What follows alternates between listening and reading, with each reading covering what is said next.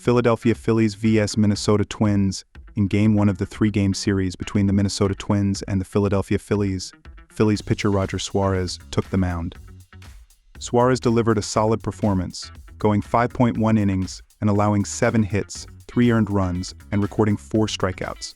Following Suarez, Orion Kerkering pitched 2 innings, while Seranthony Dominguez contributed 1 inning, allowing 2 hits and 1 earned run. Finally, Yunior Marte also pitched 1 inning, giving up 3 hits and 3 earned runs. Offensively, Bryce Harper led the Phillies, going 1 for 4 at the plate with a home run and 2 RBIs. Trea Turner also had a productive day, finishing 1 for 3 with 1 run scored. Despite these efforts, the Phillies fell short, losing to the Twins 7-2 in Game 1 of the series. In the opening game of their 3-game series against the Philadelphia Phillies, the Minnesota Twins saw a strong start from Bailey Over, who pitched 7 innings, allowing only 4 hits and 2 earned runs, and securing 4 strikeouts. Cole Sands maintained the momentum, pitching the final 2 innings without giving up a hit or a run. On the offensive side, Manuel Margot and Ryan Jeffers both had a successful day, each going 2 for 5, with Margot contributing 2 RBIs and Jeffers scoring a run.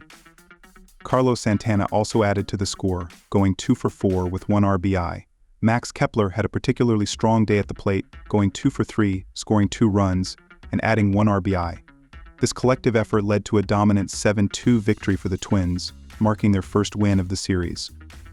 Currently, the Minnesota Twins are in second place in the American League Central Division, with a record of 55 wins and 44 losses. They average 4.87 runs and 8.60 hits per game, demonstrating their offensive strength with a team batting average of .253 and an on-base percentage of .32323. Their performance has led to a positive run differential of 42 this season. Defensively, they have kept their opponents to an average of 4.44 runs and 7.96 hits per game on average. The Twins' opponents have a batting average of .236 and an on-base percentage of .295 this season.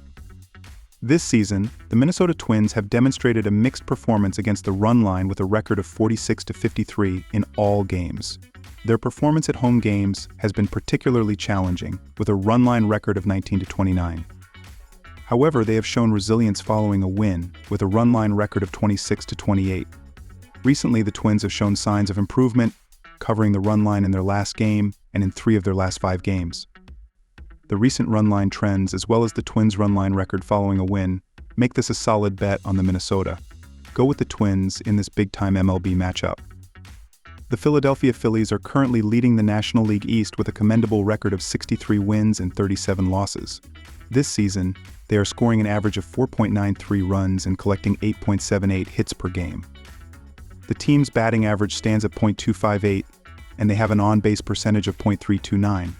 They have managed to achieve a run differential of +107 this season.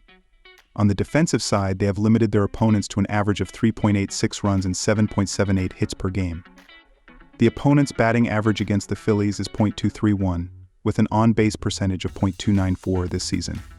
This season, the Philadelphia Phillies have demonstrated a decent performance against the run line with a record of .5248. When playing as the away team, they have a record of .2323, and following a loss, their record stands at .2214.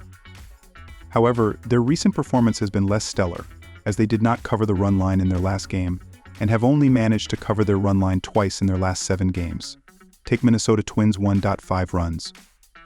This season, the Minnesota Twins have had 50 out of their 99 games exceed the posted total, with more than half of their home games, 25 out of 48, also surpassing the total. This trend has been consistent in their recent games, with the last 3 going over the posted total and 5 of the last 9 games going over the posted total. Similarly, the Philadelphia Phillies have seen 45 of their 100 games this season go over the posted total, with less than half of their away games, 22 out of 46, following suit. Their most recent game, along with 4 of their last 6 games, also went over the posted total. Given these trends from both teams, an overbet is the choice play. Go over 8 runs. Milwaukee Brewers vs Chicago Cubs. The Chicago Cubs have a lot to play for in the next week of action before the trade deadline approaches and need to win games to keep the team together. Jameson Taillon has been dealing as in his last 7 games 43.2 innings. He is 4-2 with a 2.68 ERA and a 0.94 WHIP, while Colin Rea is 5-1 with a 4.14 ERA and a 0.99 whip in 41.1 innings of work. The Cubs have also been a bit better at stringing hits together, as the Brewers are 14th with a .247 team batting average in the month of July, while the Cubs are 10th with a .259 team batting average. Go with the Chicago Cubs to pull off a win. These bullpens have been able to perform well, as Milwaukee is third in MLB with a 3.33 reliever era, while Chicago is 14th with a 3.84 bullpen era on the year. In the very early portion of the second half of the regular season, these offenses are not scoring enough, as the Brew Crew are averaging 5.7 runs, but the Cubs are scoring just 1.8 runs. All in all, go with the under 8.5 runs in this matchup. Chicago White Sox vs Texas Rangers. The White Sox have simply been too inconsistent at the plate to have confidence in backing them. Along with that, they have hit below their season benchmark in July and are sitting in the bottom 10 in both home runs and extra base hits.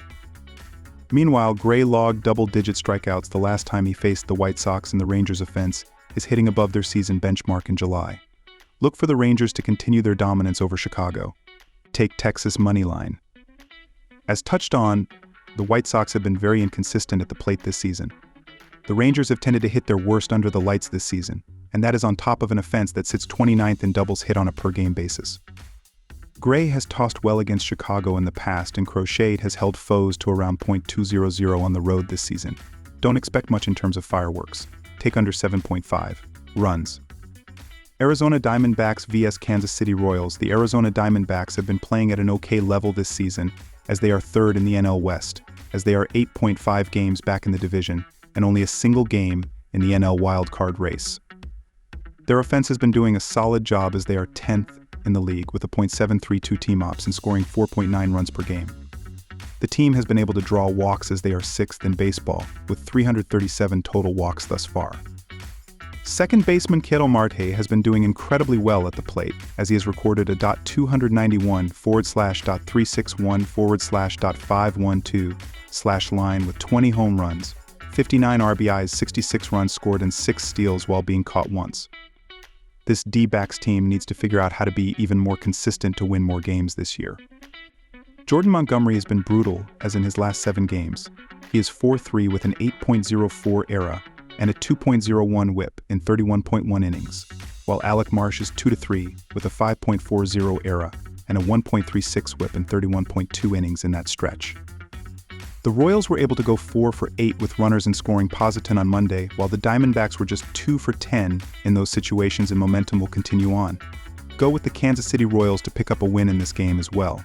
Take Kansas City Royals to win. These bullpens have been struggling, as the Royals are 20th in the sport with a 4.18 reliever era, while the D-backs are right behind them in 21st place with a 4.25 bullpen era right now. These teams have been swinging the bats well in the month of July, as Arizona is 4th in baseball with a .793 team ops, while Kansas City is 12th with a .753 team ops during the calendar month. All in all, go with the over in this matchup. Take the over.